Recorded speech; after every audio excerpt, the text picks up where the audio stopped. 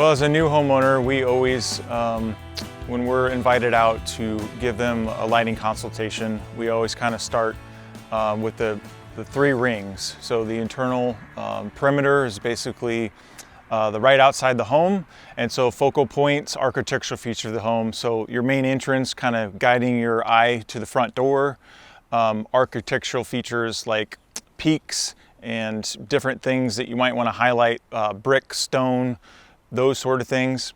And then we work outside that and focus on the landscape. So trees on either side of the house that kind of frame it up, and then pathway lighting to get guests kind of to and from the front door.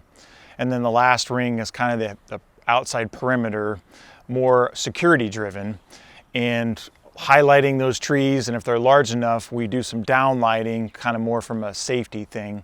So those are kind of the three rings that you would consider lighting.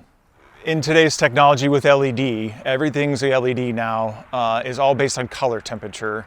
So if you go to a big box store to maybe experiment with solar lights, they're only going to come with one color combination, and it's typically 27K, which is a warm white.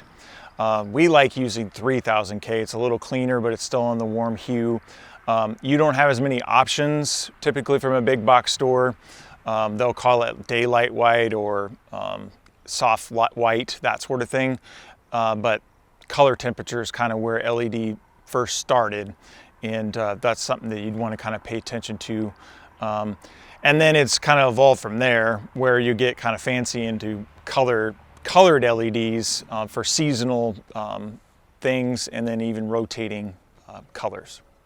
Some of the new technology out there is phone control and through an app that's controlled through the transformer. So everything that we install is low voltage. It's a wired system, but you can have wireless control through your phone. And so whether that's a module that plugs into the transformer or a signal, so there's some different control options. We do a lot of switching for customers, but for the most part, most people just want it dusk until dawn because they're used to their lights. They just want them to operate. Solar would be a great way to kind of experiment. If you're coming from no lighting experience at all, solar is a great option because it's not really well made for duration, but you could play with some uplighting on a tree or a pathway and not knowing specifically what you want to do, so you don't invest a lot of money in it. And then once you have a good idea, then you would go into what we would install or what we would sell is a wired system. So it's low voltage cable that's buried, and that's the most reliable out there right now. There's new technology coming, but those would be the two main options.